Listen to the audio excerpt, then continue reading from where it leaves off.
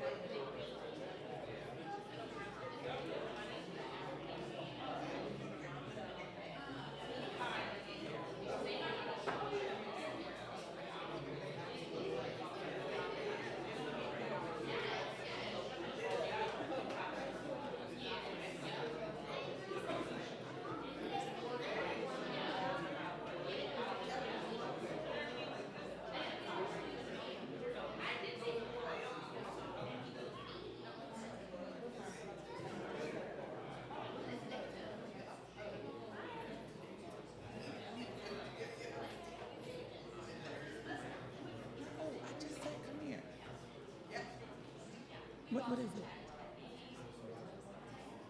No. Shh, I got a text from your father. You said, did you get a text? You did not indicate from whom.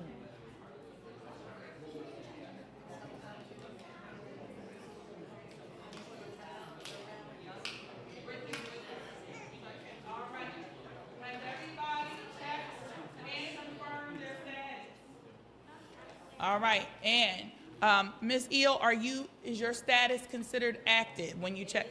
It is active. Did anybody get inactive? We didn't get a check. Where are our young people? Brandon, can we come over here to the young lady in the green shirt, please? Right here.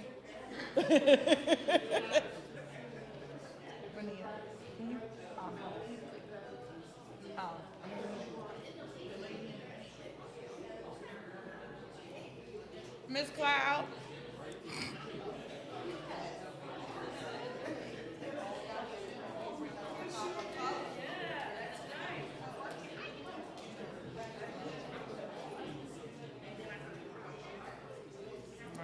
We gotta make sure everybody's checked out. Hello, Miss Wood. How are you? Thank you for coming today. Check and I don't need that. Check and confirm, everybody. Check and confirm. And the other thing that we want is we want you guys to be able to know how to check your family and friends as well. So let's ask some questions. Miss Wood, I have a question from you. Miss Wood is from the South Jersey Alumni Chapter of Delta Sigma Theta. Miss Wood, how old do you have to be to register to vote in New Jersey? 17. Does everybody know that? You can register to vote at 17. We want to make sure everyone knows that. Now, you may not be able to vote, but Micah, can you get those out of Reverend Martin's hands, please? You may not be able to vote, but you can until you're 18, but you can register at 17. Governor Murphy did enact a new law that should be in place soon, that a 17-year-old can vote in the primaries if they're 18 by the general election. Yes, ma'am. What? What's the question? What if you... Then when? Then what? Okay, good question. And what's your name, young lady? Therese, who is a member of Oakland Baptist Church, says, you used to live in Burlington County, but you decided you wanted to live closer to Oakland Baptist Church. You moved.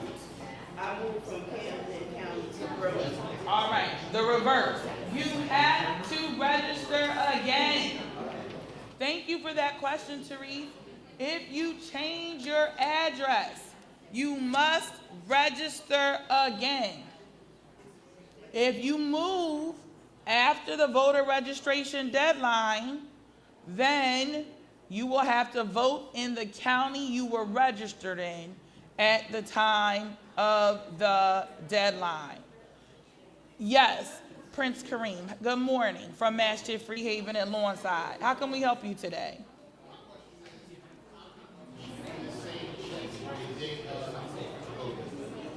Can you check your status on the day? So you can go, so the same site, you can go to voter, let me give you the name of it. I believe if you just, I'm gonna do it in real time. New Jersey and voter.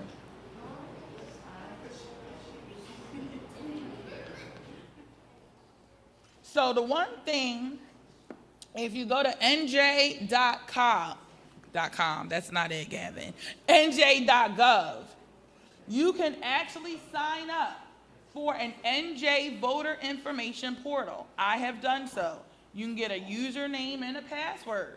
So Prince Kareem is concerned that he goes somewhere and the person who's doing the registration doesn't have his name. Go to the portal, show him, this is where I'm at, and it has your voter ID. When you checked and confirmed, right, and you got that gray square, you got a voter ID number. So you can show them, this is where I'm registered. Now, Prince Kareem, I have a question. We're going to ask Gavin. Gavin is a member of the NAACP Camden County East Branch. Gavin, say Prince Kareem goes to vote. They tell him, you're not on the record. Is he to leave without voting? Does he have any rights, Gavin? Does he have a right? That's a question. Christine, if you go to the voting booth and they say your name is not on the voting record, what right do you have? Provisional ballot. You have the right to vote. It's a paper ballot. What does that mean? That means they're going to check into it later. Okay? Now, you have a way to track that as well. Okay? You have a way to track that. Also, the NAACP, you can call us on the day. We will be monitoring social media on the day of elections as well. Tell your friends at NAACP, I was turned away. Call our number. Go to our Facebook page. We're going to make sure that everybody knows the number they can call. We will help in real time. And if you don't think that's real, I can personally attest that I have done that myself. Okay? We also have a band of lawyers who are on standby, ready to provide assistance. All right, let's see here. I believe we have Therese. Oh, what's her name? From the Hook Up a Black Woman. I'm looking right at you, ma'am, with the glasses and the pen. What's your first? Miss Gibson. What are the 3 ways to vote? By mail. Wait, I got a question. Miss Johnson, who is a drifter and a member of Delta Sigma Theta, do you need a reason to do a mail-in ballot? She says she's not sure. That's a great answer. Anybody, the young people in the back who introduced themselves to me earlier, more than a mom? Yes, ma'am. Shelby, what was your first? Shelby. Do you need a reason to have a mail-in ballot, to vote by mail? You do not. Back in the day, it used to be called an absentee ballot, where you have to say, I was away, I'm going here. You don't need that anymore. Just do a mail-in ballot. Now, Shelby, you look like you're about under 30. You have a lot of friends. She said, yeah, sure. You know young people. You're in a group called More Than a Mom. You know young people. Young people tend to do what? Between 18 and 20, or 17 and 20. We're not vote, but we're stopping that. But where do they tend to go after they graduate from high school? College. What do we want to have for them, Shelby? Resources. The professor in me loves all your answers. Resources. All right. And what are one of those resources? The vote by mail ballot. Make sure all of your young people who are away are voting by mail. I get lots of texts. Miss Maisha, should I change? Our past president goes to Widener. That's Westchester. Should I change my registration to Pennsylvania? Only if you want to vote in Pennsylvania. But if you want to vote in New Jersey, you should not and do vote by mail. Yes, ma'am, in the back. Wherever they get, and what's your first name, ma'am? Shari from Kane Avenue. Okay, Shari from Kane Avenue say, where do they get the mail-in ballot? The same site, it's all electronic. You can request it. Now, Shari, the clerk, our county clerk, has mailed out forms to everyone saying, if you want a mail-in ballot, complete this form. They have done that. But if you don't have it or you lost it, same site, mail-in ballot. If you want to go in person, you could go to your county store or your county clerk. Okay? Yes, ma'am. Miss Christine Lewis Coker, who is a proud member of the NAACP and the Lawnside Historical Society. Yes, ma'am. Will the ballots be mailed to the students at their colleges? Very good question. Yes, it will. Yes, it will. I am a proud Morehouse mom. I made sure all the ballots were sent to Morehouse College in Atlanta, Georgia. Do not send the ballots to your house. Now, wait, parents. I'll say this, parents. If you know your school's mail is kind of, you may want to get it and mail it to them via priority mail, and then send them a label back. Because if you send your poor college student and tell them, well, they don't need postage, but just in case you wanted to track it yourself. Yes, ma'am. Shiree, yes, ma'am. Oh, you can have all the questions you like. I was in the military 13 years, and I was never given a voting ballot. Oh, no. You know, I don't have to stand here. So you were in the military. Yeah, 13 years. For 13, well, what do we all say to that? Thank you for your service. So you were in the military. She never got a ballot, and she's overseas. I believe that they still send it to you, and they have special provisions for those in the military. I believe they can even send faxes. Yes, now, yes. So we will look into that again. NJ.gov, voter portal, all the information. I would not go on TikTok for this one. I would definitely go to the voter site. Who were telling us about the 3 ways to vote? We were at 1, which was vote by mail. Okay. All right, Miss Tekna, who is our membership chair of the NAACP, and also a new member of the National Council of Negro Women, South Jersey section. What is the second way to vote? In person. In person. In person. Vote in person. So we have vote by mail and vote in person. Now I have a tricky question. You know the third one? All right. The third way to register. Now, I'm not registered, vote. When is election day? Does anybody know? What month is it in? All right, we got that. What day of the week is it on? Tuesday. All righty. Now, first Tuesday of the month. I just want you guys to know at the last Eagles game, they said election day was the 3rd. One of my sorority sisters tweeted them and said, please change it. And they did. All right, go ahead. What's the third way? The third way is to vote the Saturday before. You have a few days to vote in person. Correct. Otherwise known as vote early. Early voting. A lot of people say they don't want to take off of work. You don't have to take off work to vote anymore. Early voting, you can vote in person. Early voting. All right. So, here at the NAACP, we are all about education. Early voting is very important. Again, all of this is on the New Jersey website.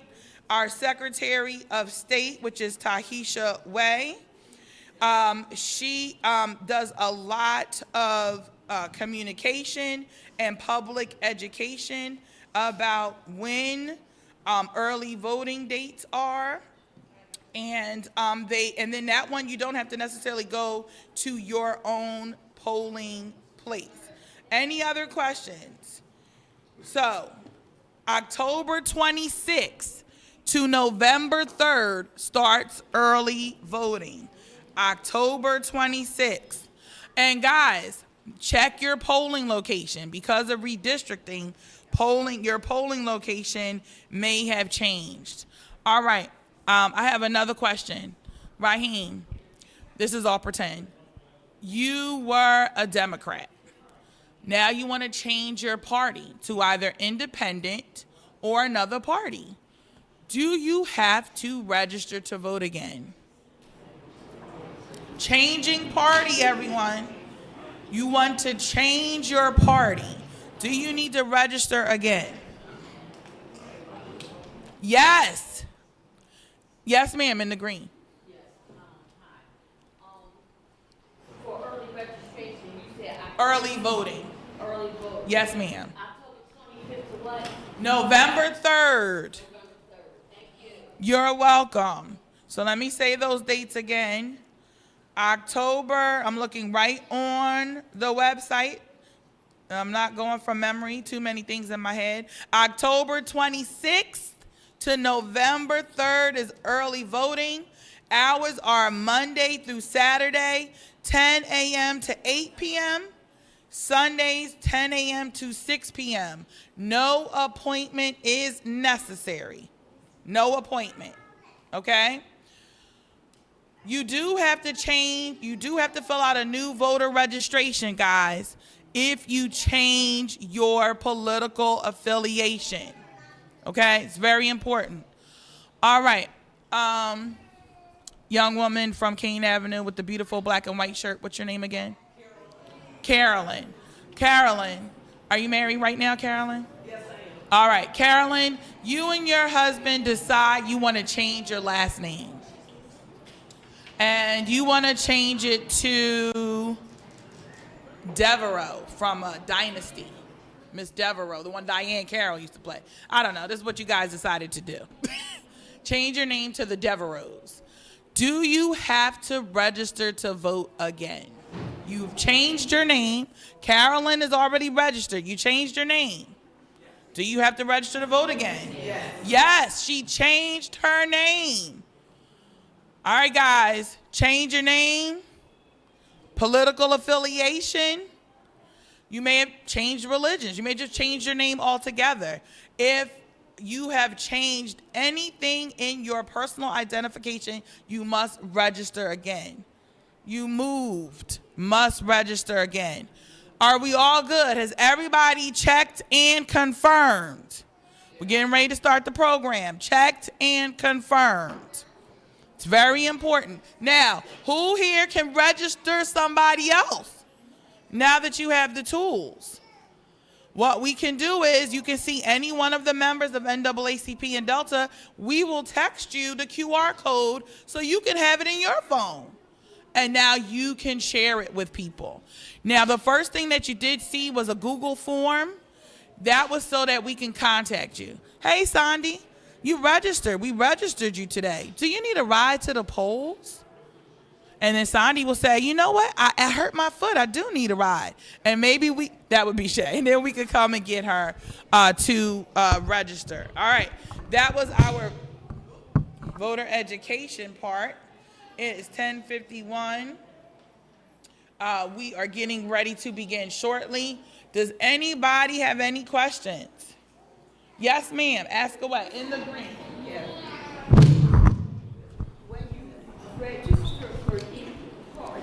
When you register for a party, yes, ma'am.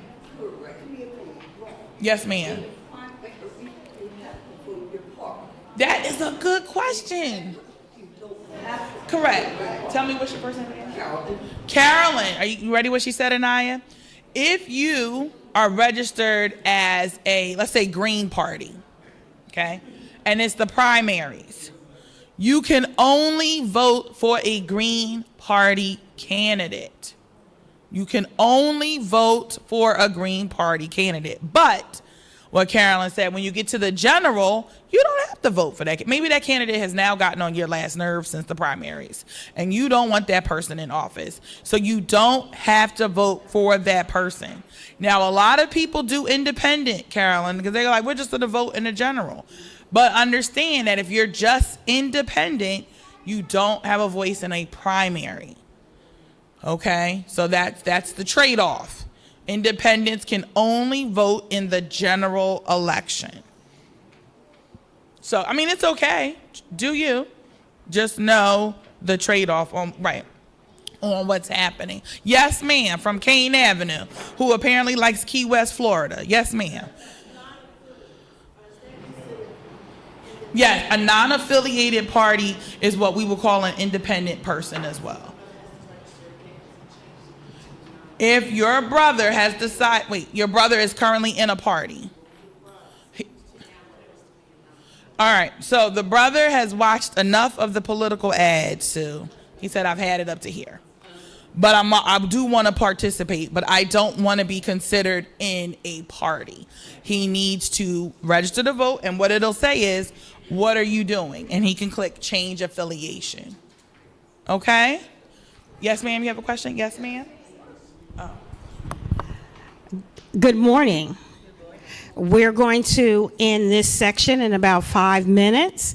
However, I need to ask all of those who are parked next to the post office, those cars have to be moved. The post office needs those parking spaces until noon. After noon, you can bring your car back. But the cars that are not the handicap ones, the ones that are parked on the next to the post office, those cars have to be moved. We're asking that you move them to the Beechwood side of the building, and you can come in the parking lot from that side. Thank you.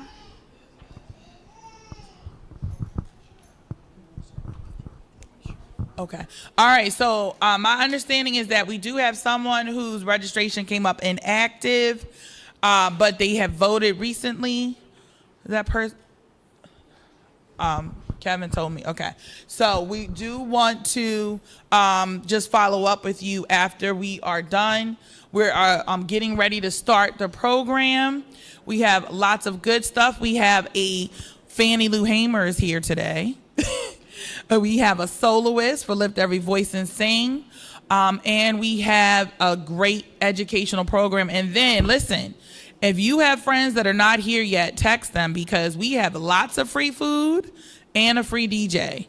So we will be outside doing some interfaith, intercultural line dancing. So please make sure that they join us. And just some housekeeping, if everybody could now take their time to turn their phone on mute. We don't want your phone to go off while the young people are talking. The bathrooms are downstairs. You can either go through this door or the back door. The bathroom is right in front here. And I think that is about it. Drinks are allowed in the sanctuary, but no food. No food. All righty, we are getting ready to start, just waiting for Reverend. We're going to ask that everybody who's standing, if they could please have a seat. Miss Techner, are you walking around with a sign-in sheet? All right, we have Layla Techner. Could you stand up, please? Layla Techner is the current president of the Rutgers Camden NAACP, and she's going to ask everybody to sign in. Thank you, Layla. All right, the email. You can sit up here. Kevin, oh, where did Kevin go?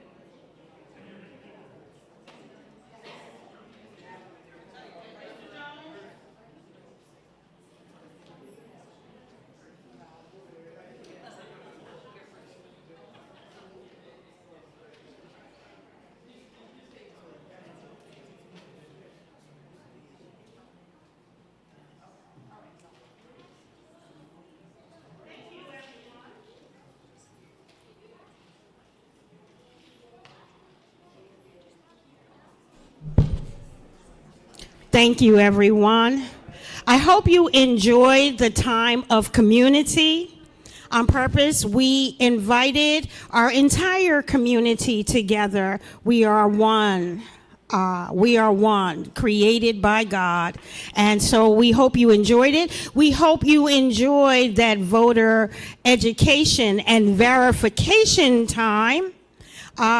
As Attorney Aziz has told us, that we did at least have one person who has been voting all of their lives, and they came up on the inactive list. That is what if for nothing else, this last 45 minutes has been worth it. Could you imagine in November going to the polls and they tell you you can't vote and it's too late to do anything about it? Every voice needs to be heard. And so therefore, we consider this 45 minutes successful because we know at least one more vote will be cast because we were able to find someone who mistakenly was on our inactive list. We praise God for that. We want to introduce to you the president of the award-winning Camden County East. You know, it's something to be an award-winning. Award-winning. And not just one award, but several awards. That means the community believes that these young people are outstanding. We have with us the outstanding youth of our community, and we're so proud of them. The president of the NAACP Camden County East Youth Council for this upcoming year, Kevin Jones, will give you a welcome. Good morning, everybody. Good morning. Good morning. Good morning. Good morning. Oh. Good morning. Oh, I'm sorry. I'm sorry about that, guys. It was a wonderful time. That 45 minutes. I feel good. I feel like I helped everybody. Raise your hands if you feel like that was good. Make sure that you were registered to vote and everything. All right. All right. So first, I want to thank everyone for coming to our second annual commemoration. We have an amazing program for you. So my name is Kevin Jones. I'm a 17-year-old senior at Collingswood High School. I'm a part of the NAACP Camden County East Youth Council. I'm the president. I'm also the Black Student Union president at Collingswood High School, and I'm an aspiring civil rights attorney.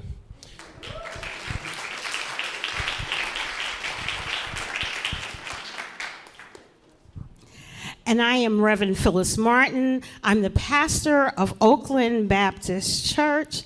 I am also the religious affair chair for Camden County East NAACP Adult Branch, and I am a member of Delta Sigma Theta Sorority Incorporated.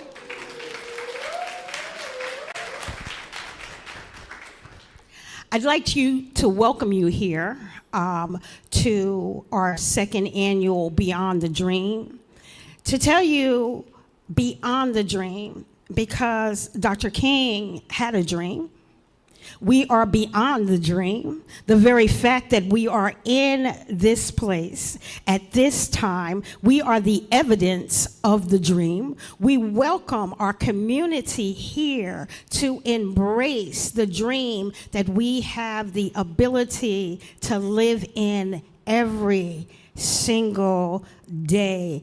That's one of the things that I pray for every day. Lord, I thank you that I'm able to live the dream. So you are welcome to live the dream with me today here at Oakland Baptist Church. I hope you have already felt welcome. There is a bathroom right there. right outside of the door. If you go through this door and go to your left down approximately 5 steps, there are 2 bathrooms in that hallway. If you need something, just ask. Those from Oakland, raise your hand. Raise your hand.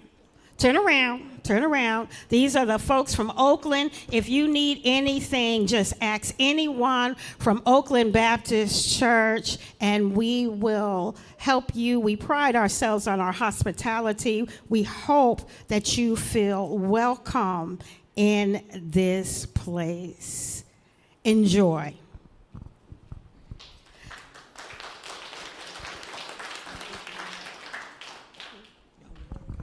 All right, next up, we are going to have a prayer by Imam Muhammad Ikhlas. Imam Ikhlas is the Imam, which is just like a pastor or a reverend or priest, but for the Muslim community. And he is the Imam of Masjid Freehaven in the historical Lawnside, New Jersey. Now, who here knows the reason behind it being named Freehaven in Lawnside, besides Sondi and Christine? Anybody else? And besides the people that go to Masjid Freehaven. Freehaven was one of the names of Lawnside before it was called Lawnside. It was a haven for free people. So that was one of the reasons why the masjid chose that name. I am a proud member of that masjid, and we are so happy to always do work and be President Oakland Baptist Church, as well as the parishioners who come to visit us there. So Imam Muhammad Ikhlas is going to bring us a interfaith prayer. So if we can all bow our heads. Imam Ikhlas. I forgot to say he is a proud husband, father, and attorney. Sorry. You can put that.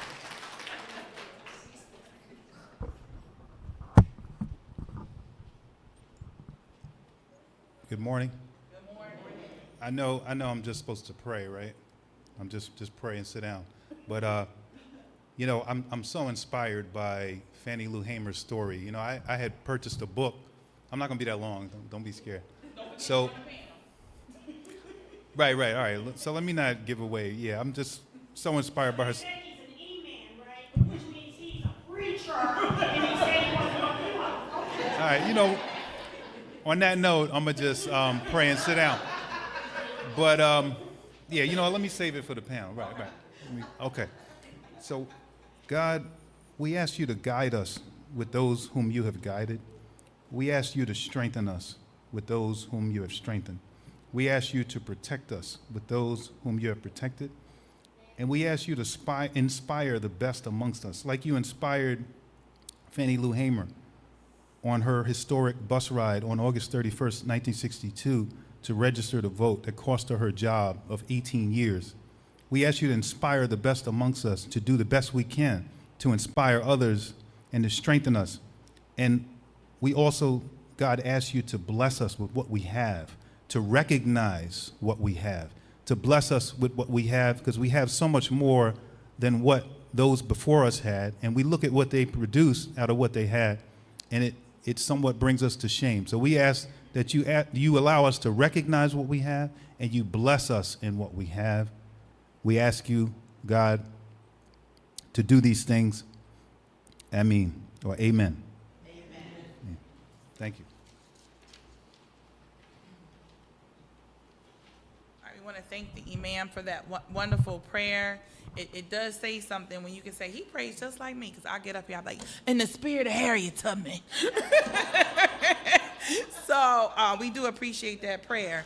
So as you know, like we said, we're doing Experience the Dream. This is our series with our Beyond the Dream series that we do on MLK Day. Now, every program we do, lift every voice and sing. Who's ever heard of Lift Every Voice and Sing? But did you know, I didn't know, that it's actually a hymn. I didn't know. James Weldon Johnson, who authored the song with his brother, went to Clark College, which is now Clark Atlanta University. So just a little tidbits about that. We here at the NAACP and Oakland Baptist Church, we want to make sure songs like this and hymnals were part of the civil rights movement. And we're not going to be dismissive of that, regardless of what faith that we are. So right now, we're going to sing, but we are going to be led in this song, Come On Up, Sasha Oglesby, by a 17-year-old singer who just played 2 roles in The Wiz, Dorothy and the Lion. She loves academics. Come on up, Sasha. She loves the stage. She recently received first place as a jazz vocal soloist just in her sophomore year for the National Jazz Festival. Her career aspiration is to extend her education with being a dual major. She wants to pursue her work in the medical field and musical vocals. So we might have a singing doctor, Shay. Right? While she's working on us, she could be singing, right? So I'm going to tell Sasha that somebody here has already paid her $10 dues. We haven't said that. So she's going to be a member of the youth council before the day is over. We are just so excited. So we are going to ask that you stand while we sing this song. Lift Every Voice and Sing is also known as the National Negro Anthem. All the stanzas, the words should be up on the screen. If not, sing as much as you can, but we give it a round of applause for Sasha Oglesby.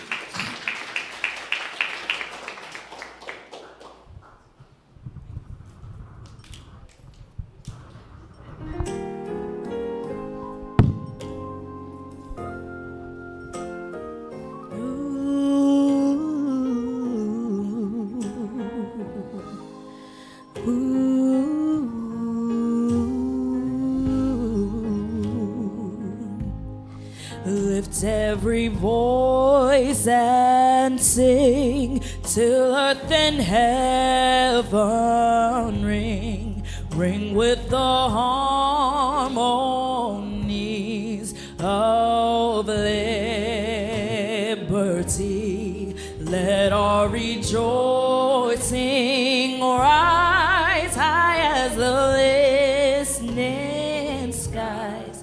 Let it resound loud as the rolling sea.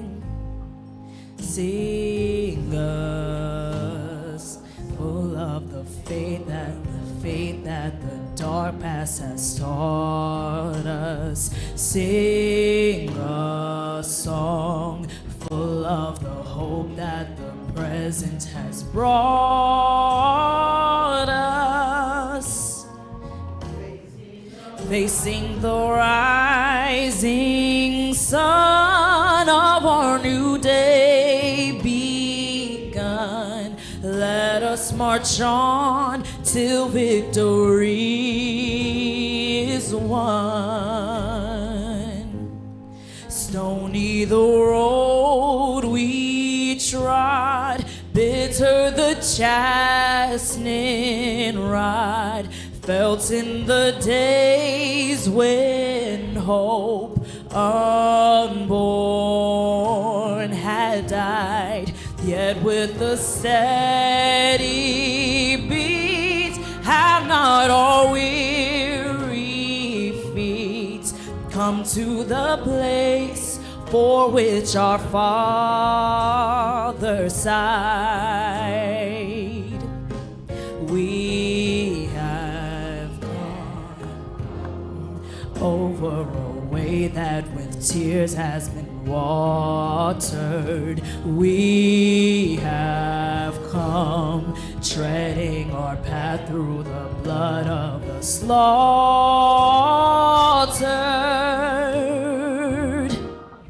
Out from the gloomy past till now we stand at last, where the white gleam of our bright star is cast. God of our weary years, God of our silent tears, Thou who hast brought us thus far on the way. Thou who hast by thy might led us into the light. Keep us forever in the path we pray. Lest our feet stray from the places, our God, where we met thee. Lest our hearts, drunk with the wine of the world, we forget thee. Shadowed beneath thy hand, may we forever stand, true to our God, true to our native land.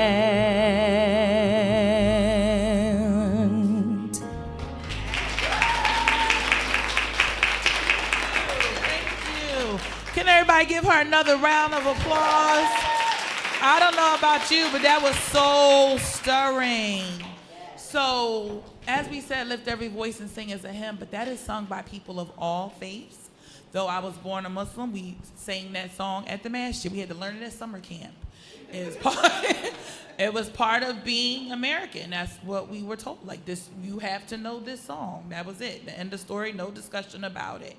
And if you look at the words, I know we read all the stanzas. Out of the gloomy past, till now we stand at last. And that's what we're here today. That's why we're experiencing the dream. We have people here of different faiths, different races, different cultures in this church together so that we may experience this dream. So now, as you know, today we are saluting Fannie Lou Hamer. Now, we're going to introduce you. Some of you may not know about Fannie Lou Hamer. And the reason why we call it Experience the Dream and Beyond the Dream is because, unfortunately, some people only know about Dr. King, and that's where it ends. But there were plenty of people who were involved. The last time we were here in January, who did we talk about? The women of Martin Luther King. We talked about his wife, and we talked about his mother. So today we're going to talk about Fannie Lou Hamer. Now, to start us off, we had a young person singing. We have a young person who's going to do a Fannie Lou Hamer reenactment. And then we're going to watch a video. So I'm going to ask, now we all know that we are here to support the youth, whether it's Youth Day at the church, in the community, it doesn't matter. For those of you who know me, you know I'm always here to uplift and support the youth. So who's coming? Sahai Qadir, who is a proud member of the award-winning Camden County East Youth Council. She is a bright and ambitious 10-year-old who aspires to be an entrepreneur, chef, and children's book author. Her creativity and drive are evident in everything she does, and she's already making strides toward achieving her dreams. She's here with her little sister and her father. Now, she says she's an aspiring author, but I have something to tell you guys. She already wrote a book. It was called Nori's First Swim Class, and Nori is her little sister. So she already wrote a book. Come on up, Sahai. You can get Sahai's book on Amazon. And so we are so excited that she is here. She also was in a movie this year, shameless plug. It was produced by my Morehouse man, Monta Aziz, but she was in the movie. So what we're going to do, she's going to put her stuff here. We're going to ask that you give grace and compassion to Sahai. Let's give her a round of applause. Now, she is no longer Sahai. She is now Fannie Lou Hamer. I am Fannie Lou Townsend, now known as Fannie Lou Hamer. I was born October 6, 1917 in Montgomery County, Mississippi. I have 19 siblings. How many do you have? How many siblings you got? I have 19. At age 6, I was playing by the side of the road near my master's plantation, and the landowner drove up to me and asked me if I could pick cotton. I was very young at the time, so I said I did not know how. He said, I want you to pick 30 pounds of cotton in a week. And that Saturday, when I did, he would carry me into the commissary store and get me and my family some food. So I went to my mother, Lou, and told her what the man had said, and I told her my response. She agreed. So that day, I picked 30 pounds of cotton, and I got my wish to go down to the commissary and get me and my family food. Every week, I would have to pick more and more and more cotton, but I would still get my things. But at the age of 13, I had to drop out of school so I could pick 300 pounds of cotton a day. The school I was in was not the kind of school you would imagine. It was a one-room shack with only one colored teacher with about 30 or so students cramped into the building. As I got older, I used to wish I was white. They could vote, they had great food, and they had better housing. But in 1962, I knew I had to decide if I was going to chase that dream or if I was going to keep on wishing. So in 1962, I became a SNCC, or Student Nonviolent Coordinating Committee organizer, and co-founded the MFDP, or the Mississippi Freedom Democratic Party. But that was the first step. In 1962, myself and a few other colleagues went to register to vote in Indianola. We were denied because of a very, very unfair literacy test. On the way back, I remember getting arrested by a white police officer who fined us $100 just because our bus was too yellow. After this, we moved to Ruleville, Mississippi, Sunflower County, with very, very little to get by with. At this point in time, I decided to register to become the U.S. Senate. I had to travel to many different colleges to give speeches about our people and the possibilities we had. I had so much publicity that even the president, yes, the president, tried to ignore it, but I was getting more people on my side. When I lost, I still had hope to make a change. I used to say, nobody is free until everybody is free. That means until we fight for our community and make a positive change for all of us, we will never be free. Thank you.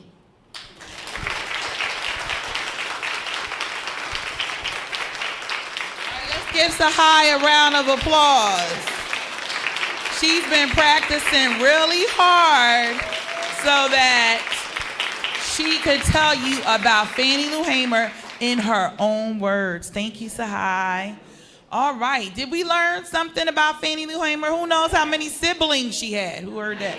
19. She dropped out of school at 13 to help support her family. We learned that she was denied the right to vote. And that's why I know you guys were like, can we get on with this program already? But we wanted the morning to make sure history does not repeat itself. We don't want anybody denied the right to vote. Right, Reverend Martin? We don't want that to happen. It's important that we all know our voting rights. We learned that she had to take a literacy test. We learned that she got a fine just because the bus was too yellow. Fannie Lou Hamer was also an honorary member of Delta Sigma Theta Sorority Incorporated because we acknowledge the work that she did in civil rights. At this time, we are going to listen to Fannie Lou Hamer's congressional testimony because we want you to know the impact that she has had. Who here knows her famous saying? You do. Sahai says she knows it. All right, Sahai. What's her famous saying? We are sick and tired of being sick and tired. We are sick and tired of being sick and tired. I don't know about you guys. As soon as the video comes on, I'm going to stop talking. I don't know about you guys, but I'm sick and tired of getting calls on election day. And not the good ones like, hey, I voted. I got stopped. I couldn't vote. Maisha, what can I do? What happened? They said I'm not on the polls. I had to fill out a provisional ballot. They said even though I live in Camden County, we've had elected officials tell me they couldn't vote in the county they've lived in for the past 30 years because somebody changed their address to another county. So it's real life. So we are a nonpartisan. The church is nonpartisan. NAACP, Delta Sigma Theta, everybody here, the hookup, the drifters, everybody here is nonpartisan. So all we can do is tell you about voting. Are we ready for the video? All right. I think he was waiting for me to stop talking, but I'm gonna keep talking till the video comes on. So, all right, while they work that out there. So, again, Fannie Lou Hamer says she was tired of being sick and tired. Now, who knows what SNCC stands for? We're gonna ask people under 20. SNCC. I assume everybody over, all right, no, under 30. SNCC. All right, let's start with the basics. All right, you guys ready? NAACP. Kevin Jones is getting ready to tell you what NAACP stands for. Come on, Kevin, while they think about SNCC. The National Association for the Advancement of Colored People. The National Association for the Advancement of Colored People. An organization for everyone. Okay. Now we're at SNCC. All right, anybody. I'll take any hand who's not a professor. All right. You ready? Tell everybody what SNCC stands for.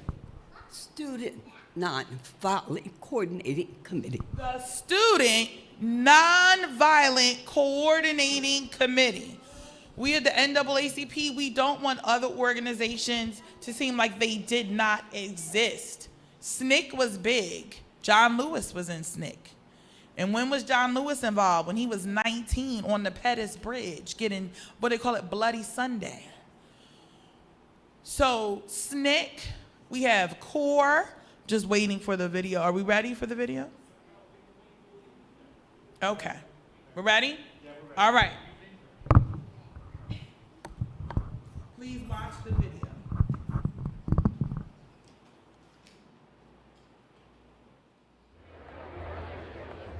The testimony before the Credentials Committee, the FDP had a lineup of very different people.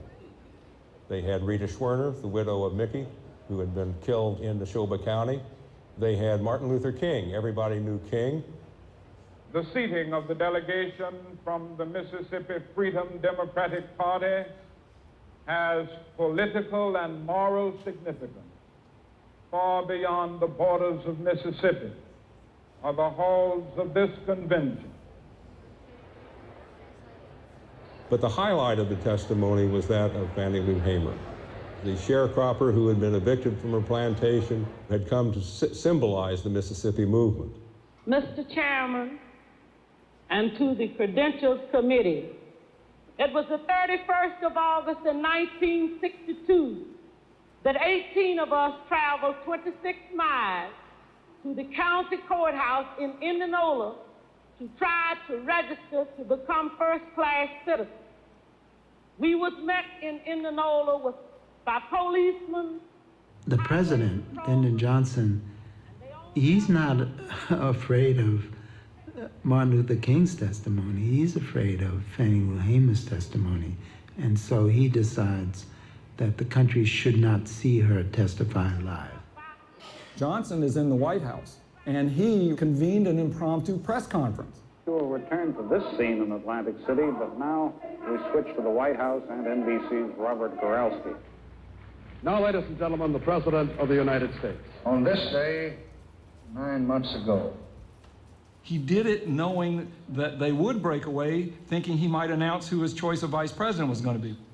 Instead, he gets up there and he announces, get this, he announces that it's 9 months to the day since Governor Connolly, who was there, was shot along with President Kennedy. So he announced a 9-month anniversary. Everybody's scratching their heads. Thank you very much. And then he leaves. And by that time, Fannie Lou Hamer's testimony was over.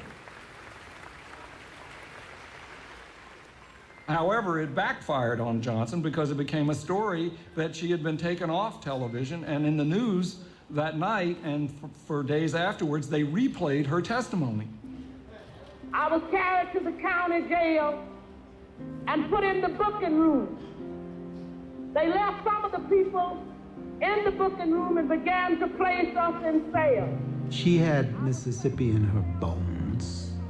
Martin Luther King or the SNCC field secretaries, they couldn't do what Fannie Lou Hamer did.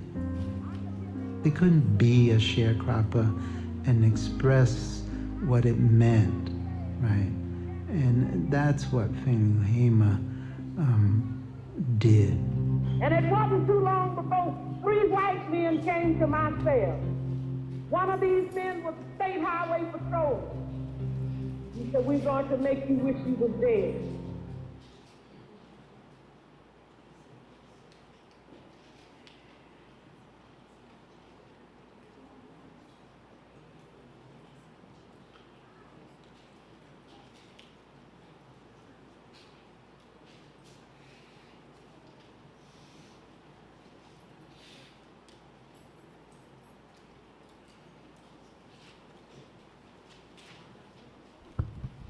Okay. Okay. So I'm going to pitch it for a minute while Maisha comes back. What a powerful video to see how far the dream has come. That's where we were, but that's not where we stayed as people. We thank the Lord for allowing us the freedoms that sometimes we take for granted. It's important, if you hear nothing else, whatever your opinion is, it's important for you to vote. So many lives, so much was given for our right to vote. At this time, we're going to make a transition into our panel. Young people are passing water around for those who need some water. For our speakers, we have some water up here for you. There is a bathroom in the back. There are 2 bathrooms outside this door and to the left if anyone needs a break. We're going to take just about 5 minutes, and as our presenters come, and we will continue with our presentation. So if you need to stretch for a minute.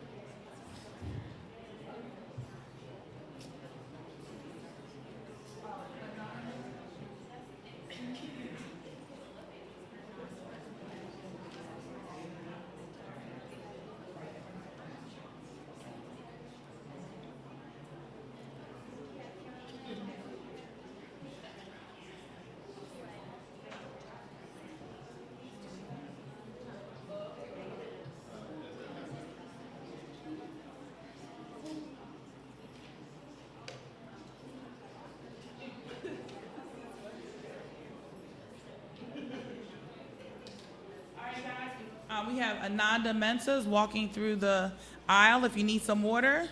She's there to give you some water. Ananda is one of our members of our youth council.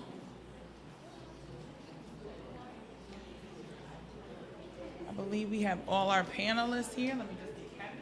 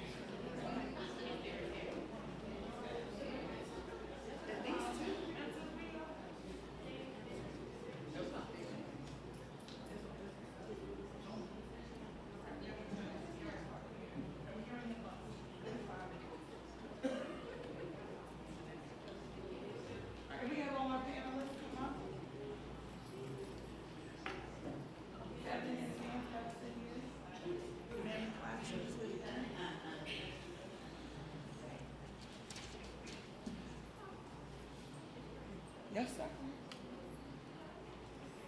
All right, if we can have everybody returning to the sanctuary so that we can begin. Before we begin the panel discussion, we are going to have Professor Hoheisel, who is going to come us and talk about the historical importance of voting rights, voter education. So we just want to make sure that this is also an educational opportunity as well. So Professor Jennifer Hoheisel has degrees from the College of William and Mary, St. John's College, and Georgetown University. She has worked for colleges and universities for 40 years, most recently as an ethics professor and the director of the honor programs at Camden County College. So she is going to come up and she's going to do a presentation, and we can all give a round of applause to Professor Hoheisel.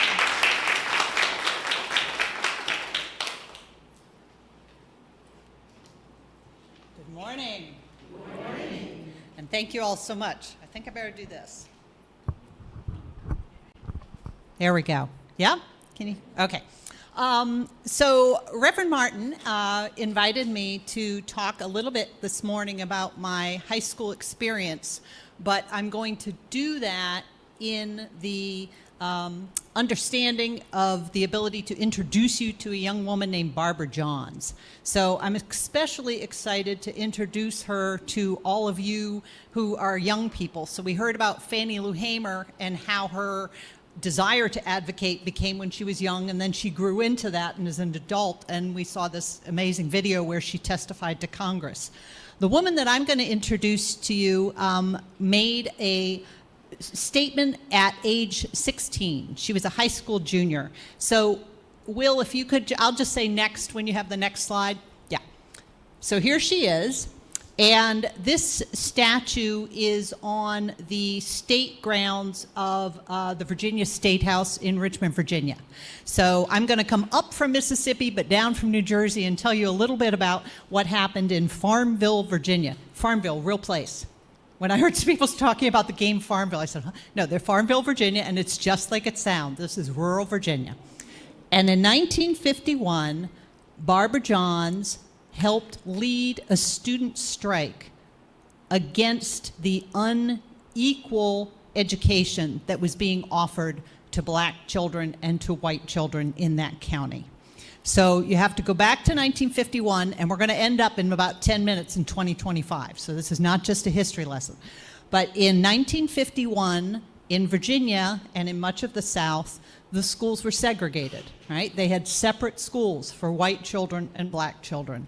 And the schools were very unequal. And this is what she helped her fellow students lead a strike against. So next slide. And I'm going to show you a couple pictures in a minute of the white school and the black school in this era.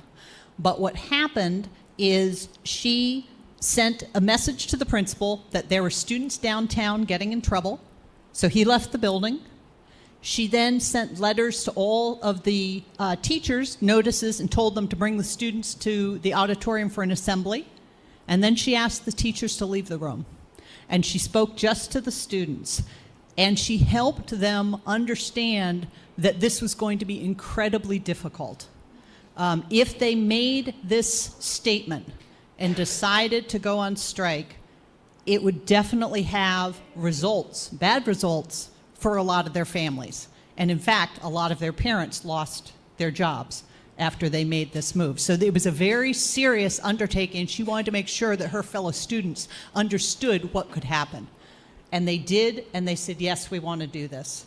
And so they went to the NAACP in Richmond, and they asked the NAACP lawyers if they would take their case in a lawsuit. They wanted to sue to have equal schools. And the NAACP said, we will take your lawsuit, but only if you sue for integrated education, not separate but equal. Because they were saying separate is almost always unequal. We need integrated education. And so the students agreed that they would sue for integrated integration. So the first lawsuit, which is up there in 1961 to 62, they knew that they were going to lose that lawsuit, and they did. But then it became one of the 5 school districts that were part of the Brown versus the Board of Education decision, which was settled by the Supreme Court in 1954. And in 1954, the Supreme Court said segregated education is illegal and schools need to be integrated, and the language was with all deliberate speed, which meant a lot of the South was going to drag its feet. All right? So finally, in 1959, that caught up with Prince Edward County, and they said, which is where Farmville is, and they said, you have to integrate your schools. And Prince Edward County said no. And they closed the public schools. And this happened in terms of what I'm about to describe. So what happened is during that time, in 1959, the white community got together and started their own white private school. The black students had no school. Okay? And that private white school was a very common response to when schools were required to integrate, a lot of the white people removed themselves and started their own private school. Okay? So this was 1959. Next slide. There's actually an exhibit about Prince Edward County in the National Museum of African American History and Culture in Washington, D.C., because it was one of the 5 schools that were part of the Brown versus the Board of Education decision, but also because of what happened uniquely in Farmville after that 1959 order to integrate. Next. So here is part of why Barbara Johns led that strike. This is in 1959 when the schools were ordered to reopen. This is a white elementary school in Farmville, Virginia. Next. This is a black elementary school in Farmville, Virginia. Next. This is the bathroom for the black elementary school in Farmville, Virginia. Next. So in 1963, the black students had been out of school for 4 years. And Robert Kennedy was Attorney General. He recruited a bunch of teachers nationwide to come down and offer an education they called the free school for 1963 to 1964. And in 1964, the public schools finally opened. But what that meant is for most of the black children in that county, they had no public schools for 4 years. Some of them were sent to live with relatives in other counties. One group came in and took what they thought were sort of the highest achieving students, like the top 10% academically, and farmed them out all over the country to live with families because they said we cannot lose this entire generation. My mom ended up working for one of the gentlemen who was part of that program. He was sent to Iowa from Virginia, but came back and became the first black lawyer in Farmville after he finished law school. So we moved down there in 1975 from Massachusetts, and my parents put us in the public school. And at that point, the academy, the private white school, was still flourishing. Right? So most of the white people in town still went to the white private school. But my parents put us in the public school, and my sister and I were the only white kids on the bus. They were trying to integrate the band, so I was the only white person in the band. It was an unbelievable educational experience. I had absolutely no idea, coming from Massachusetts, about this history. I'd never heard of Barbara Johns, and I didn't understand how unequal the opportunities still were. So even though the public schools had opened back up, here's a question. This is since we've done some of this. Does anybody know, where do schools get their money? From taxes. That's right. Yeah? What were you going to say, hon? Yes. You're right. They get some money from the federal government. Nicely done. And they get some money from the state government, and they get a lot of the money from local taxes. That is still the case here, right? That's why if you have a town that is very wealthy and the houses all are worth a lot of money, they have a higher amount of money to work with to fund the schools. Okay.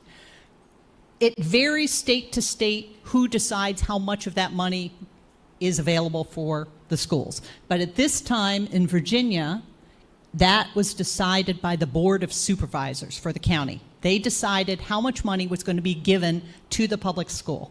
And every year they voted the lowest amount legally allowed. Okay? Because most of the people they were all white, they were all men, and most of them sent either their children or their grandchildren to the white school. So they were not going to vote to give public money to the public school. So even though the public schools were open, it still was very inadequate. The school bus that my sister and I rode, by law, it was supposed to have 60 students. We had 74. Okay, completely illegal. No textbooks. I was in a biology class. They never turned on the water. I never did a lab in any my chemistry courses. Out of my graduating class of 126, 7 went to college. And not everybody has to go to college. There are perfectly good career paths that don't require college. But there sure should have been more than 7. Okay? So this is in 1977, just as an opportunity that some of you who are younger might enjoy. The 3 of us, and you can guess which one I am. The 3 of us were the 3 who were chosen to go to Girls State. And Girls State and Boys State is a national program. They have it in New Jersey. It's run by the American Legion. And what happens is it's all expenses paid. You're sent for a week to live on a college campus and learn about state and local government.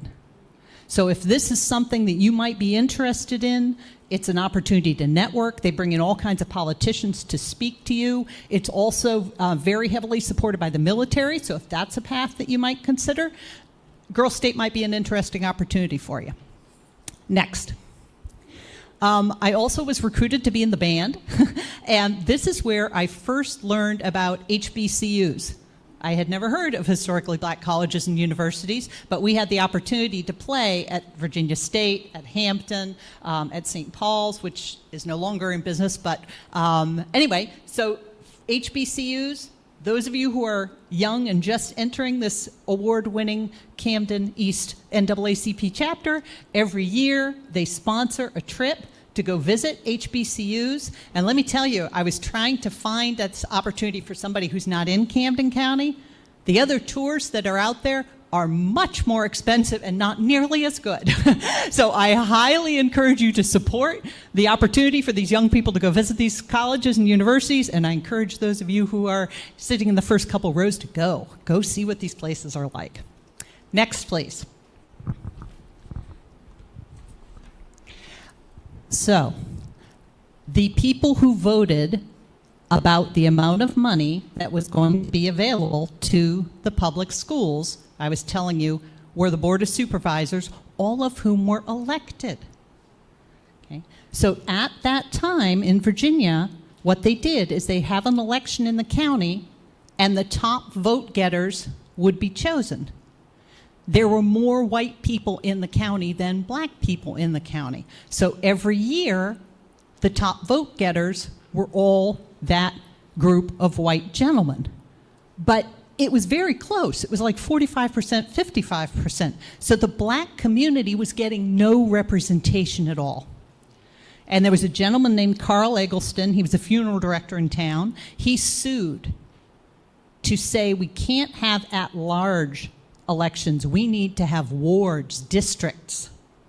And when they changed that to make sure that each group of people, based on where they lived, had the chance to be represented, the next year there were 2 black people on the Board of Supervisors. And as that happened over time, then the funding for the public schools went up. Okay? So I'm just trying to show you the power at the local level that voting can have. Next. I'm going to fly through these because you have a bunch of very talented people to hear from here. But it's been a slow but steady process in Farmville of reconciling and apologizing. Next, please, Will. The state of Virginia in 2006, this is too little too late, but it was something, offered free college tuition to everybody who had lost those 5 years of school. They just extended that to their children. So now you have people who are probably in their 40s who are going to be allowed to go to college for free if they're descendants of those families. Next. Here you have actually a memorial plaque with an apology that is on the lawn of the Farmville courthouse. Next. Now I'm going to bring it up to 2025.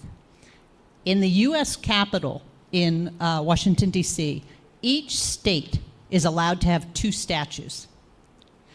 The statue that is being built now, that's going to be one of the 2 statues from Farmville, Virginia, is a statue of Barbara Johns, this 16-year-old, and she is replacing the statue of Robert E. Lee. So,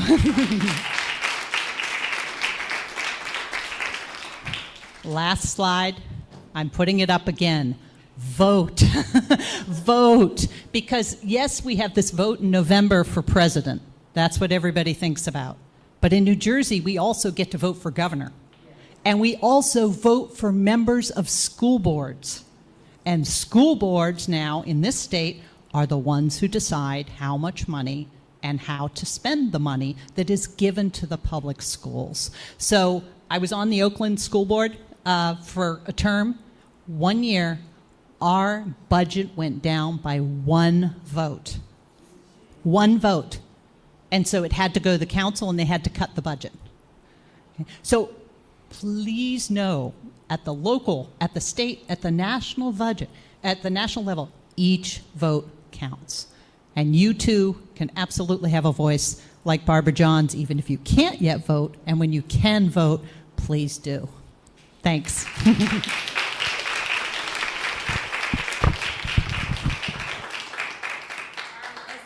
You can leave that slide up. Because we want to keep that as a reminder.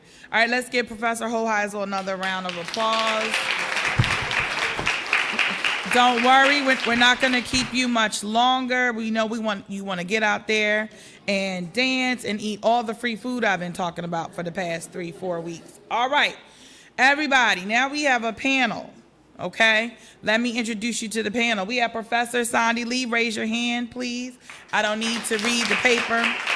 So you heard Professor Hoheisel talk about HBCUs. Sondi has 2 degrees from HBCUs. She has her undergraduate degree from affectionately known UDC, otherwise known as the University of the District of Columbia, which we just toured on our HBCU tour, and her law degree from North Carolina Central University, which we have toured at least twice. And she is currently a professor and head of the paralegal department. If she's not head, I'm making her head. That's why she's probably making a face down there. What'd you say? Okay, I was right. There we go.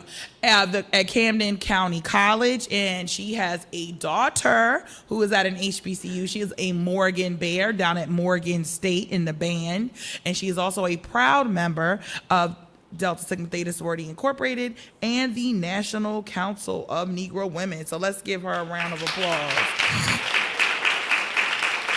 All right. Next, we have Jannette Ramos, who has a master's in social work. She is the founder of It Takes a Village, but she is also a proud councilwoman in the city of Camden. She is also a proud mother, writer, and author of a Where's Mom book, child services supervisor with a demonstrated history of working in the government. She's skilled in community services. She's bilingual, family services. The list just goes on and on and on. We are so happy to have her. Please give her a round of applause. We have already introduced Professor Hoheisel. The only thing I think I left out is that she's also a proud member of the NAACP Camden County East Branch. So is Sondi Lee. Next is Kevin Jones. Kevin, raise your hand. Kevin Jones is a senior at Collingswood High School. Now, some of you may know him from being on TV quite often. He led the famous walkout, or infamous, depending on where you are, at Collingswood High School because of the disparity that he perceived to be between the consequences that Black and brown children were getting regarding, behavioral consequences. And then, lo and behold, a study came out confirming what he said. So he is also the first recipient of the Haddon Township Equity Initiative John Lewis Good Trouble Award. So please give Kevin Jones. He does like to get in a lot of good trouble, which, sometimes can work on an advisor, but I'm here for it all. And then we have Imam Ikhlas, who is the proud father, we're going to start with that, of his beautiful 4 children. I'm going to make sure I counted. He is final. He says it's the final count. All right. So we'll see next year. Imam Ikhlas, as we stated before, is the proud Imam of Masjid Freehaven in Lawnside, New Jersey, and he is also a full-time attorney with offices in New York, Imam, and with offices in New York. All right, so we're going to start off, and if I left anything of anybody's biography, please feel free to add while I'm talking to you. So we heard about Barbara Johns. We heard about Fannie Lou Hamer. Imam Ikhlas, can you tell us what is your perspective of the historical lesson of Fannie Lou Hamer and what she has taught us? If you could tell the audience. Sure. Good morning, everyone. Good morning. It was interesting to learn. The most interesting thing that struck me about Ms. Hamer was that it was like an awakening in her to learn that she could vote. She was kept in such darkness in Rubeville, Mississippi, in her daily routine. Even though they had radios, they couldn't afford TVs. TVs were around. Even though they had radios, you're just too exhausted. Oh, okay. No problem. You're just too exhausted at the end of the day as a sharecropper to even listen to the radio. Who has time to listen to the radio? So she had learned just prior to her August 31st, 1962 trip that she could vote, that she could even register to vote. So I didn't want to go through a bunch of facts, but it was just that she didn't know, and that this jewel that was already in the community was latent. It was, who would have heard of her if someone hadn't educated her to tell her, you have the right to vote, and you can go down to this town 26 miles away and register to vote. So I think that there are so many jewels in our community They just need to know. They just need to be educated. And, you know, they're there. They're there. They're dormant.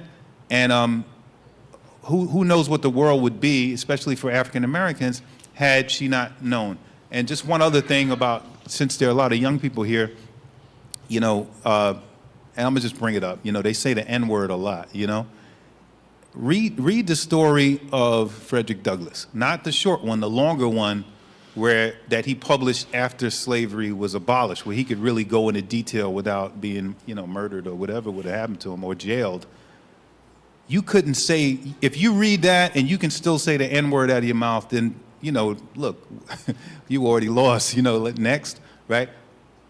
Education on these things, just like Ms. Hamer was inspired, education can inspire the young people and reveal the jewels that are amongst us. And that was just striking to me, how this jewel, we would never known about her had she not been awakened and inspired. So that's all. That's the most striking thing that I learned. Thank you. Thank you. All right, Professor Sondi Lee. Fannie Lou Hamer also said, nobody's free until we're all free. As a professor and an attorney, what do you feel about that comment, and how would you align that comment to today, right? So that, you know, a lot of people say, that was said in the 60s. That doesn't really matter now. It's 2024. What comment do you have to say about that? So I'm going to speak directly to the young people. Childish Gambino wasn't the first one who said, "This is America," right? Fannie Lou Hamer was the first one during that congressional hearing to say, "Is this America? Is this the America that took us 95 years from the end of slavery?" From the end of slavery to the Voting Rights Act of 1965.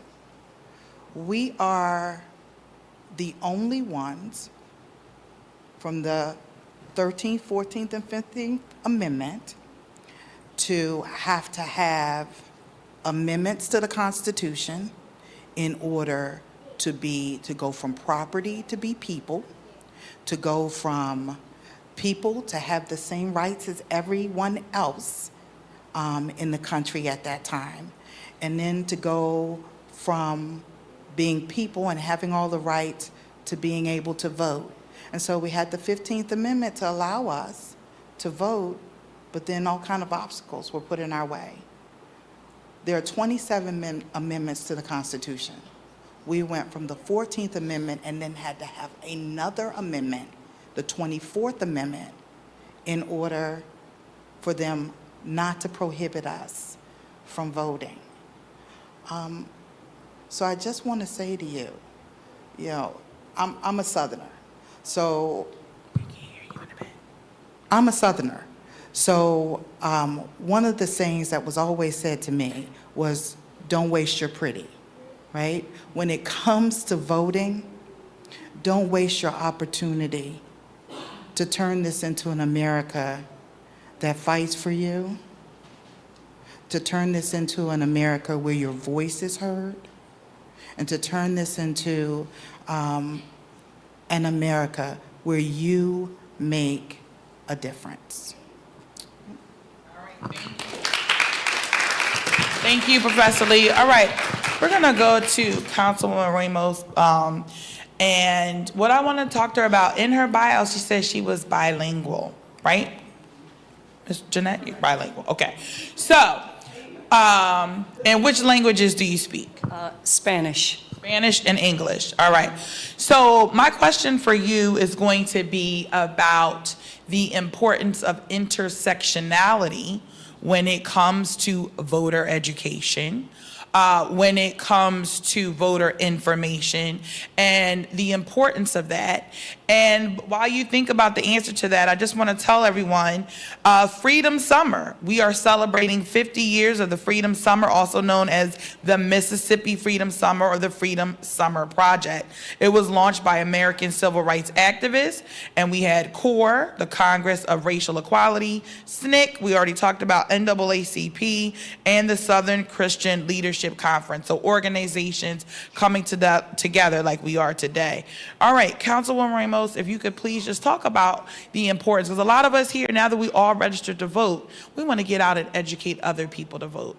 And we also want to be sure that we are aware and cognizant of the diversity in our community. If you could talk about that.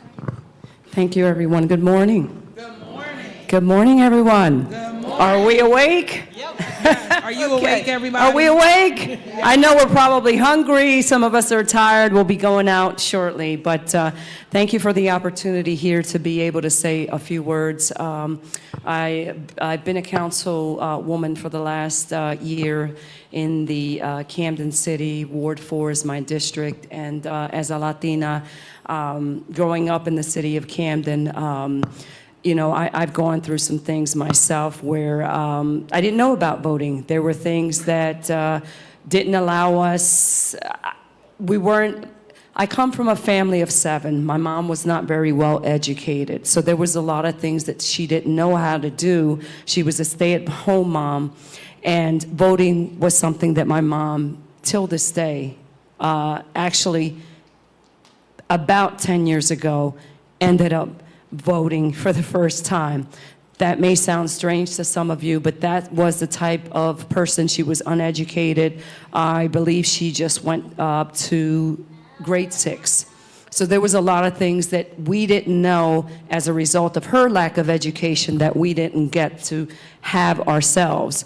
But as time progressed, as I grew older, went back to school, learned the language, knew both languages, English and Spanish. I was able to educate through the school systems the differences of the Hispanic population versus the American.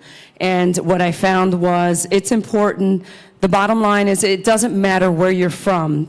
Spanish, I'm of descent of Puerto Rico, so I'm Puerto Rican. But even along the lines of Hispanics, we all come in different forms. You can be from Spain, you can be from Brazil, you can be from Colombia, you can be from Nicaragua, you can be Mexican. So even within those different cultures, there's cultures. And what I have found is that I look at life this way, irregardless of where you come from, black, white, Hispanic, it's about being educated. So being in this position allows me to talk to those folks that are of non-English descent, and I teach them on where to go to vote, what the benefits of voting are, and it's teaching people how to go through the right steps in doing so. So I'm gonna make my answer, that's the short end of it. Irregardless of where you're coming from, who you are, we all have, it's our birthright to vote, no matter. So this goes to you guys and gals here. Doesn't matter, black, white, Hispanic. The bottom line, it's your right to vote. You guys are the future. You guys are, we're not gonna be here too long. You guys will have the baton passed to you. It's just a matter of making sure that you make the choice and vote. Thank you. And we're gonna come back. Oh, actually, we're gonna come back to Councilwoman Ramos because I want her to tie in the importance of voting and housing. We want to connect the dots for a lot of you. A lot of people, when we go out to register people to vote, these young people went to an HBCU football game this past weekend and tried to register people to vote. And a lot of answers they get, I'm not voting. It doesn't matter. It won't affect me. So we're going to come back to Councilwoman Ramos. As we said before, she's part of the nonprofit It Takes a Village Housing. So right now we're going to talk to Kevin Jones. Kevin is part of our youth council members. And as you saw, Ms. Hamer give testimony. Our members have provided legislative testimony on a state level, so we're very proud of them. But Kevin, tell everyone here, not just the young people, but the adults, why it's important to encourage youth to be excited about voting and why youth should vote. Kevin? Well, good morning. Good morning. Good afternoon. Oh, it's afternoon already. We've been here for a while. Well, good afternoon, everyone. I hope everyone's doing okay today, feeling refreshed and everything, can't wait to get outside. But the importance of voting and voting information is to the young adults under the age of 18. There's a lot going on social media about misinformation, about, what's going on. And like I try to tell people, the people that you elect are the people that affect your life on a daily basis. These people are the ones that make the decision whether you go here or there, whether you're allowed to do this or that. I come from a school where it's predominantly white, and being a black student there, I realized what it is, and the people that are holding these high positions that encourage these students to call people that look like me, and I'm an Afro-Latino, I'm Puerto Rican and black, call us the N-word, monkeys, and all that. That encouraged me to voice my opinion, to make change. This is an important election coming up. You got a good apple, bad apple, but it's not about that. It's about the policies. These policies affect you. You may not know that. If I wanted to, make a law that says, well, black people aren't allowed to go here, and I sign it into law, guess what? You're not allowed to go there. But guess what? Your counterparts are. Voting is important. So please encourage everyone, whether you're young, you're in the middle, or you're up there. I'm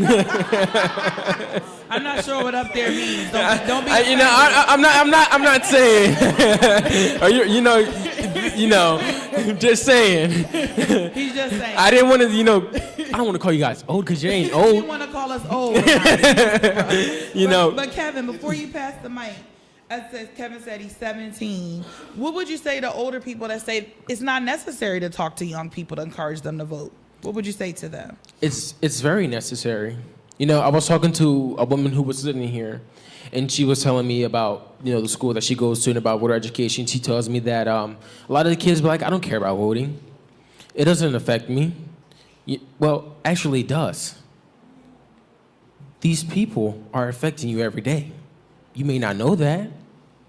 And I told her, I said, it starts from social media within misinformation. Social media is our lives. And I can tell you, I'm on social media all the time. When I'm not doing anything productive, I'm on my phone, on Instagram. That's not a lot because, he's very active in the NAACP.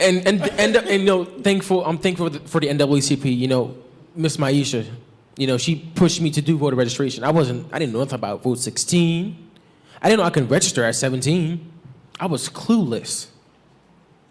I didn't know anything at all about voting or anything. So I encourage you guys. Go ahead.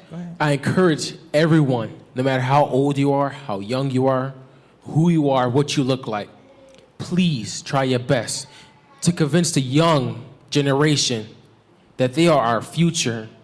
They are the ones that are going to sit in the offices and tell these people what we can do and what we cannot do. Thank you. All right, then you can pass the mic. All right, so we're not going to keep you from the food too much. We're going to end off. We're going to talk to Councilwoman Ramos. I just want her to talk about connecting the dots between voting and housing. We'll then get a 22-second send-off from Professor Hoheisel. And then we're going to wrap the panel up. Councilwoman Ramos, how does somebody now, voting dots can be connected. Kevin talked about to education, right? Yes. People are elected on the school board that discuss curriculum, that hire teachers, that hire superintendents, that make the policies that affect young people. Kevin talked about being part of Vote 16, which is a project where they are trying to get everyone to lower the voting age to 16, especially for school board elections. So we've already seen that historic vote in Newark, New Jersey, and we're trying to get that through the state. But with you, Councilwoman Ramos, how do you connect the dot between voting and housing? That is a great question. I would like to start off by saying, as we understand, housing is a serious situation all over the country. It not only in New Jersey is housing a problem, but in many other states. And how you connect the dot is, at least I'm going to speak from experience. I've only been a year as city council, and one of my initiatives is to initiate housing for some of the residents in the city of Camden. Now, as you all may be aware, that's not easy to do. Again, we have programs out there, Section 8, low-income housing. Those things are out there, but that is just not enough. So it takes elected officials, people with ideas, to go out there and initiate things that are going to tie these loose ends together. Is this something that's an overnight fix? Absolutely not. Housing has been a problem for many, many years, and it's not something that's going to be fixed overnight. Rome wasn't built in a day. Nonetheless, it's about coming up with ideas and just figuring out how we can piece these things together. What would be a good idea? How do you initiate?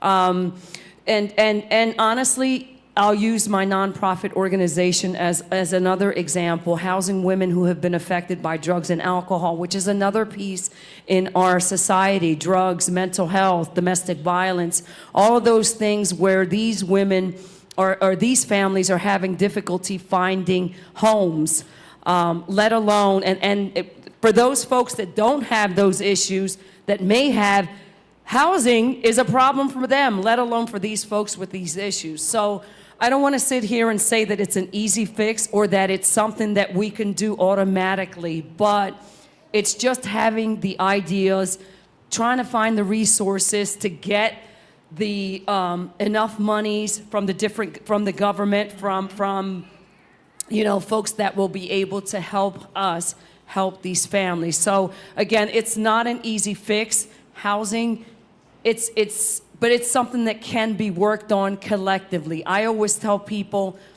I can't do this alone. What are your ideas? What are your perspectives? How can I help?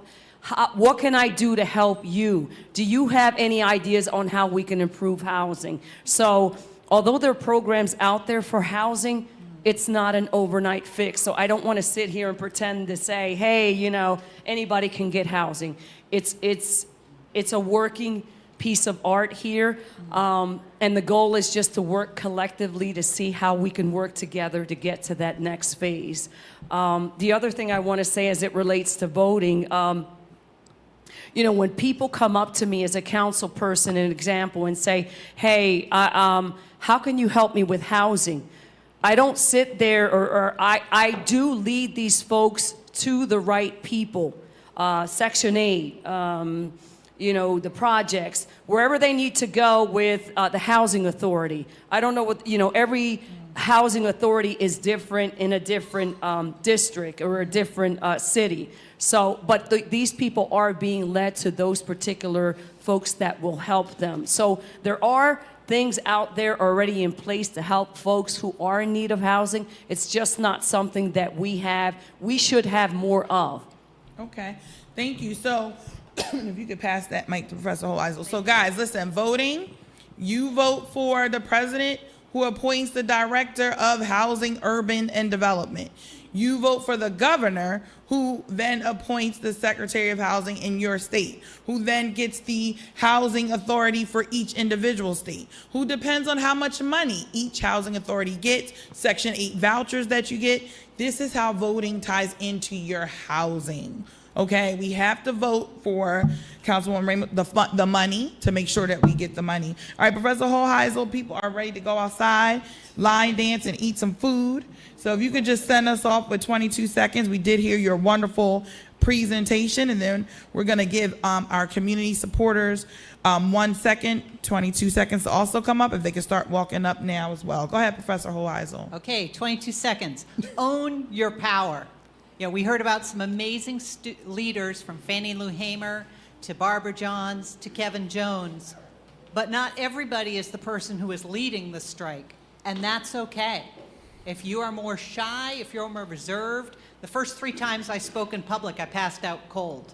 I am a shy person, okay? Your vote counts the same as everybody else's, and you have a role to play. You can talk one-on-one to your friend and tell them to vote, okay?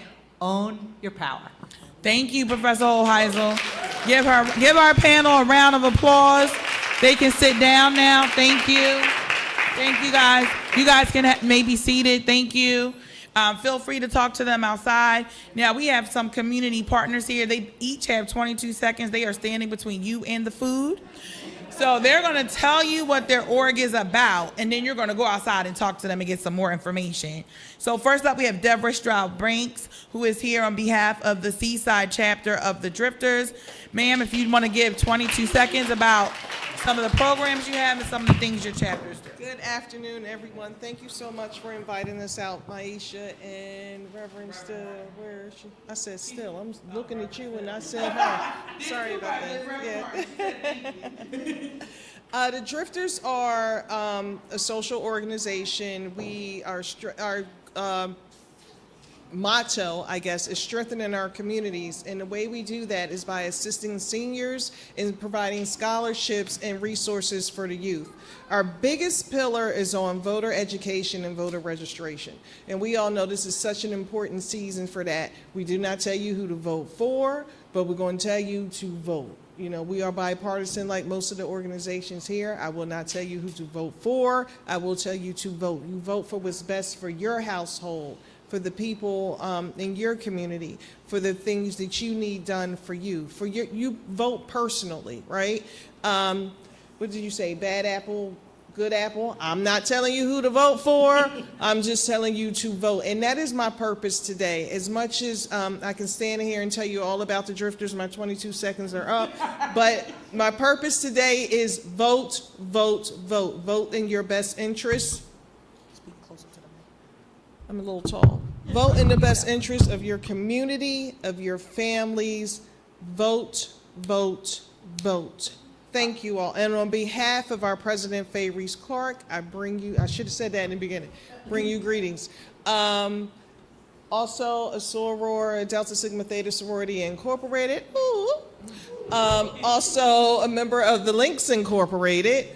Also a member of the National Hookup of Black Women, also a member of the Society Incorporated. So my life is built around service and friendship. And for all of these organizations, the message until November 5th is vote, vote, vote. All right. And then we get ready to do that again in the next week. All right. Thank you. That was 25 seconds. All right, next up, we're going to have the National Hookup of Black Women. Again, if you want more information about the programs that the Drifters do and how to become a member, please see them outside. All right, go ahead. Hi, my name is Sandy Whaley Gibson. I'm the president of National Hookup of Black Women, the Cherry Hill chapter. We have 22 other chapters in various states. Fannie Lou Hamer was also one of our sheroes. In fact, every year we have a national convention in every April. And the end of that convention on Saturday mornings, we have a Fannie Lou Hamer breakfast. It's very, very motivational, and yes, she was one of our heroes too. We do a lot of nonprofit work in the communities, a lot of reading incentives. We feed the homeless. We have a lot of health initiatives like bringing awareness to different cancers and mental health. We do a lot of community work. If you'd like more information about that, our organization, you can meet with us outside. All right, and most importantly, they give out nice scholarships. I would like to say my household is a proud recipient of the National Hookup of Black Women scholarships. So young people, please make sure you go by the hookup table. Next, we have Shelby from More Than a Mom. Go ahead. Hi, everyone. My name is Shelby Hamilton, and I'm the area director for Young Lives in Camden County. And I have some friends in the back. So we are a ministry. We don't just exist in this county, but we represent Camden County. We are a ministry that serves pregnant and parenting teens up to age 21. It's our hope that we would help them grow in their faith, grow in life, and grow in leadership. So we're all about mentoring, empowering them, and thankful to Pastor Phyllis and Oakland Baptist because this is our new home. Yes. Very, very thankful. So if you are interested in serving with us, mentoring, childcare, we need men to walk alongside our young dads. We need Spanish-speaking mentors. And so, or maybe you know a young mom or a young dad, we would love to talk with you. So thank you. So again, go by the table. Next, we have Camden County OEO. If you can please come up. They have a table outside as well. Hello, my name is Hillary Colbert. I'm a member of Camden Avenue Baptist Church, but I'm here today as a brand new member of Camden County Council on Economic Opportunity. Have a table outside. We have some information. You may have heard of Sheridan Apartments in Camden. Those are run by Camden County OEO. We also have a women's center, some youth programming. So I have information at the table. All right, thank you very much, Camden County OEO. Next up, we have Payne Avenue Baptist Church. That is the first home of Reverend Martin. This is her forever home. Good afternoon, everyone. My name's Carolyn from Kane Avenue Baptist Church, located 9th Street and Kane Avenue in Camden. We are the oldest Black Baptist congregation in the state of New Jersey. Yes, and we are so proud to be part of this program. I think for the second year, and each year I'm learning something different. So, thank you. All right, thank you. Please go by and see her table.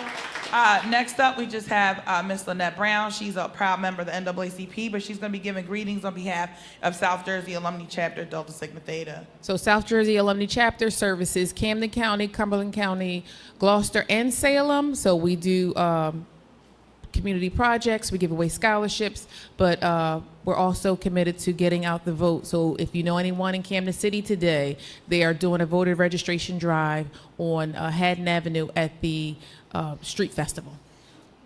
All right, thank you. All right, next up, last but not least, we have members of the NAACP Camden County East Branch, Constance Cotton, Chair of our Veterans Affairs, and Shay Techna, Chair of Membership. Hi, my name is Constance Cotton. I'm the Camden County East Veterans Affairs Chair. And I would like to invite all veterans and their families to visit my table. I love to help veterans get their benefits, and I look forward to talking with you more.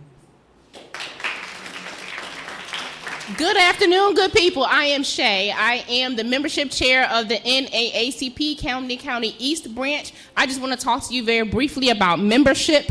Membership is $30 for the year or $7.50 for a lifetime membership payable over time. Our youth council membership is $10 for the year.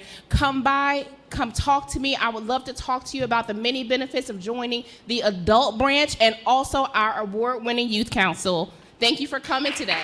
All right, thank you. And we have our president, Lloyd Henderson. And then we will greetings, everybody. I'm Lloyd Henderson. I'm the president of the Camden County East Branch of NAACP. Thank everybody for coming and supporting this event to get the news out.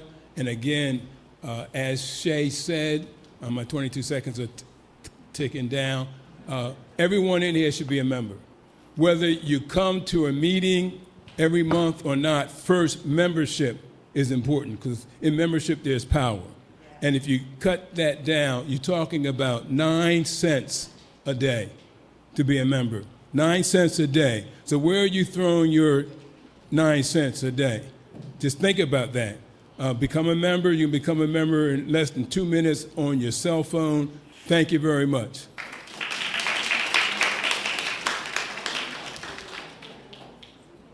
Let's give a round of applause to Reverend Phyllis Martin. Reverend Martin is the esteemed pastor here at Oakland Baptist Church, the chair of the Religious Affairs Committee. She also helps out with the Youth Council whenever she can.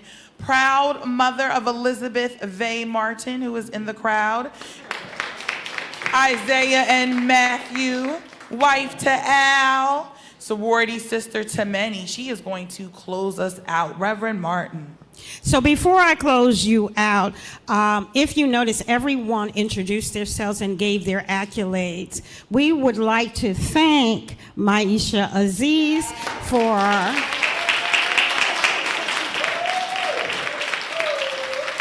Now, Youth Council, I'm quite sure you'll agree with me. She's taught you how to introduce yourself, correct? Did she introduce herself? Oh, I think you know how you're supposed to do it, Maisha. Can all the youth council come up while I introduce myself? All right, here we go. Y'all want to be in partnership. This is what happens. Come on, Menses, all of you, let's go. All right, so good afternoon. My name is Maisha Aziz. I am the current vice president of the NAACP Camden County East Adult Branch. I am the award-winning advisor of the award-winning Camden County East Youth Council. I just recently wore Advisor of the Year at our national convention. So I want to thank all the young people that nominated me. I am also the social action chair of the New Jersey Garden City Alumni Chapter of Delta Sigma Theta Sorority Incorporated. I am a charter member of the Pioneers, an organization dedicated to promoting youth music appreciation in the African American community. I'm a professor at Rutgers Camden and Community College of Philadelphia, where I teach business law. I am the proud mom of Mata Aziz, a Morehouse mom and future film producer. And this is my life here when I'm not a full-time attorney. I just took some of these young people to Vegas for our national convention, where some of them, where's Layla Techna? Is she hiding? And Elizabeth Martin, please stand. I know you don't like to, can you please stand? Thank you. Elizabeth Martin is a graduate of Towson University, but she was here in our youth council, and she's now our first vice president. Layla Techna chartered the Rutgers Camden chapter of NAACP while serving as the president of her AKA chapter. So our young people do big things, guys. They do big things. They just don't start protests in Collinswood. They're starting protests. They're making change everywhere. So we are so happy. It's only $10 to become a member for the youth. And that allows them to go on how many college tours do we have, a guy? Two. What's the first one called, Kamaya? Ivy League. We've been to every single Ivy League. We've been to from New Hampshire all the way down to UPenn at least twice. Anonda's saying yes. It was so cold in New Hampshire, they walked around with blankets.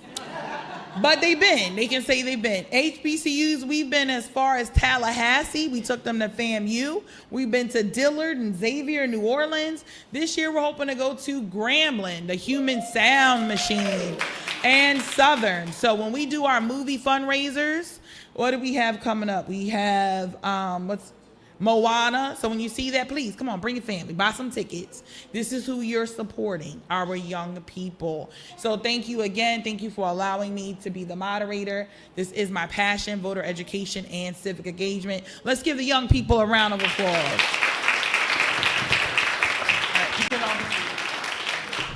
This day was made possible from the New Jersey Martin Luther King Commission. We wrote a grant, we received the grant, and we thank the Lord that we were able to do this educational program.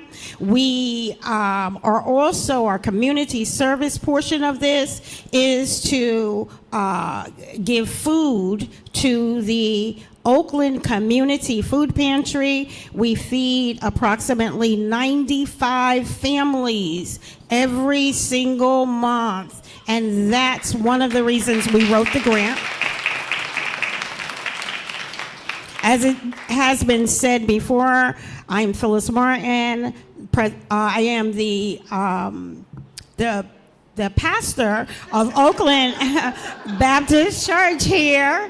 I'm also the moderator of the American Baptist Churches of New Jersey, Greater Delaware Valley Association. We're so glad that you have had a wonderful time. When you leave out of the sanctuary, there is a recyclable container. So all of the water containers that you have, we ask you to deposit it in the recyclable containers. You're going to go out and there is a white door in the center. That is the place that your lunch has already been prepared for you. We ask that, what did he call? He said younger and middle folk. So we ask that you younger and middle folks, you respect those who are up there. As they eat, we want to give respect to our elders. So therefore, if an elder comes, please allow them to come in front of you and get their meals. We hope you enjoyed all the resources we have outside. You might find we have 2 vendors outside, and you wonder, well, I didn't know there were vendors. The only reason we have those 2 vendors outside, each of those vendors are youth vendors. Those are young people who have businesses, so we do ask you to support those vendors because they are youth vendors. Wonderful. Congratulations to them. Give a round of applause for young people who have an entrepreneurial purpose already. We are now going to ask Reverend Florence Tony Steele, who is currently the interim pastor at the historical Kane Avenue Baptist Church, which is the oldest Black Baptist church in the state of New Jersey, to come give a blessing, lunch, and I'll see you outside.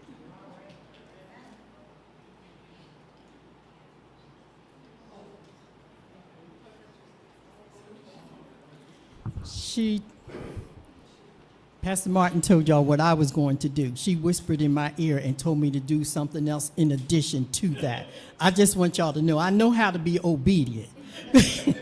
We're excited to have in our presence Reverend Duckworth, all the way from Detroit, Michigan. He will be preaching our family and friends there at Kane Avenue Baptist Church tomorrow. So now let us just bless the food. Father, we thank you for the food that was prepared. We thank you for the hands that prepared it. We thank you for the bodies that will receive it and that it will be a nourishment to their body. Amen. Outside, Reverend Martin was nice. She said, please let the elders, I'm giving you that instruction. Elders are first. All right.